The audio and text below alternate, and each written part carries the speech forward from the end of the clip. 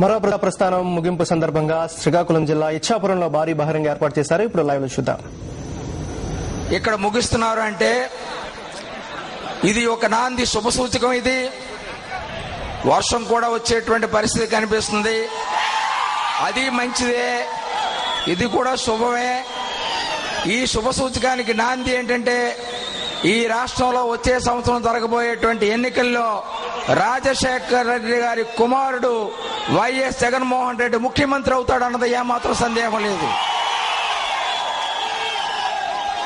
ఈ ఇచ్చాపురానికి ఆ ప్రాధాన్యత ఉండడం జరిగింది.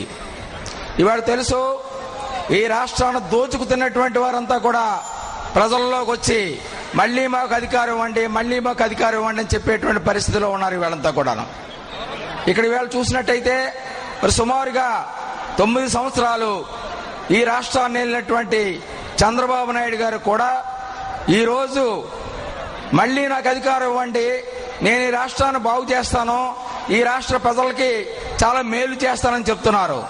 9 సంవత్సరాలు ఏలినటువంటి చంద్రబాబు నాయుడు గారు ఈ రాష్ట్రానికి మీరు ఏలినటువంటి 9 సంవత్సరాల్లో పేద ప్రజలకు ఏమి సహాయం చేశారని నేను ప్రశ్నిస్తున్నాను. ఎన్టీ రామారావు గారు ప్రవేశపెట్టినటువంటి సంక్షేమ కార్యక్రమాల్ని ఎందుకు మీరు కొనసాగించలేదు అని నేను ప్రశ్నిస్తున్నాను ఈ సభ ద్వారాగా. రామారావు గారు పెట్టినటువంటి 2 రూపాయల కిలో బియ్యాన్ని మీరెందుకు తీసేశారని చెప్పి నేను ప్రశ్నిస్తున్నాను చంద్రబాబు నాయుడు గారిని. పేద ప్రజలు తాగుబోతులైపోయి కుటుంబాలు మరి నాశనం అయిపోయేటువంటి పరిస్థితుల్లో ఎన్టీ రామారావు గారు మద్యపాన నిషేధాన్ని పెడితే ఆ మద్యపాన నిషేధాన్ని ఎందుకు తొలగించారని చెప్పి నేను మిమ్మల్ని ప్రశ్నిస్తున్నాను చంద్రబాబు నాయుడు గారు. ఆయన అనేక రకాలైనటువంటి స్కీములు ప్రవేశపెడితే రామారావు గారిని ప్రజలు మర్చిపోవాలి, ఆయన స్కీములు ఉండడానికి వీల్లేదు, తీసేయండి, తోసేయండి ఎన్టీఆర్ నుంచి చెప్పినటువంటి చంద్రబాబు నాయుడు గారు ఈ వేళట సంక్షేమ కార్యక్రమాలు అమలు జరుపుతారట. ఈ వేళ ఆయన పేద ప్రజల జ్ఞాపకం వచ్చారటండి. ఓహోహో, ఎంత గొప్ప నాయకుడండి ఆయన. కేవలం సూట్లు బూట్లు వేసుకున్నటువంటి వారికే ఇంటర్వ్యూలు ఇచ్చేటువంటి ముఖ్యమంత్రిగా ఆయన ఉన్నారే. పేద ప్రజల్ని ఏనాడైనా చూసారా, కన్నెత్తి చూసారా అని అడుగుతున్నాను ఏనాడని.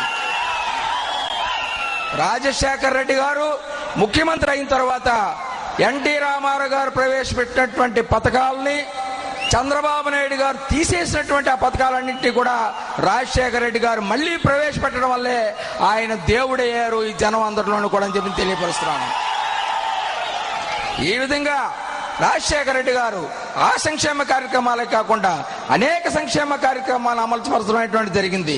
మరి పేదలందరూ కూడా చదువుకోవడానికి వీల్లేనటువంటి పరిస్థితిలో ఉంటే అందరికీ కూడా ఉచిత విద్యను ఇవ్వాలని ఫీజు రీయింబర్స్మెంట్ ప్రవేశపెట్టడం జరిగింది.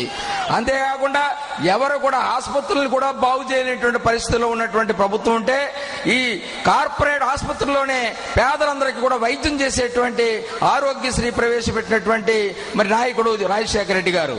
కాబట్టే ఈవేళ రాజశేఖర రెడ్డి గారి తాలూకు సంక్షేమ కార్యక్రమాలు అమలు జరగాలంటే జగన్మోహన్ రెడ్డి ముఖ్యమంత్రి అవ్వాలి అన్నది ప్రజల తాలూకు అభిప్రాయం. ఇవాళ ప్రజలందరూ కూడా జగన్మోహన్ రెడ్డికి ఛాన్స్ ఇద్దాం. ఒకసారి 9 ఏళ్ళు కాంగ్రెస్ ని చూసాం, 9 ఏళ్ళు తెలుగుదేశం పార్టీని చూసాం. మళ్ళీ ఆ 2 పార్టీలకి మన ప్రభుత్వం ఇవ్వద్దు. కొత్త కావాలి, కొత్తదనం కావాలి, కొత్త నాయకుడు కావాలి, జగన్ కావాలి అనేటువంటి భావంతో ఇవాళ రాష్ట్రం అంతా కూడా ఉండడం అనేటువంటిది జరిగింది. మరి ఇటువంటి పరిస్థితుల్లో మరి షర్మిల గారు ఒక అద్భుతమైనటువంటి చర్య. ఒక మహిళా నాయకురాలు, ఆవిడ రాజకీయ నాయకురాలు కాదు, ఎండ ఎరుగునటువంటి అమ్మాయి, రాజశేఖర రెడ్డి గారి ఇంట్లో ఉండేటువంటి అమ్మాయి.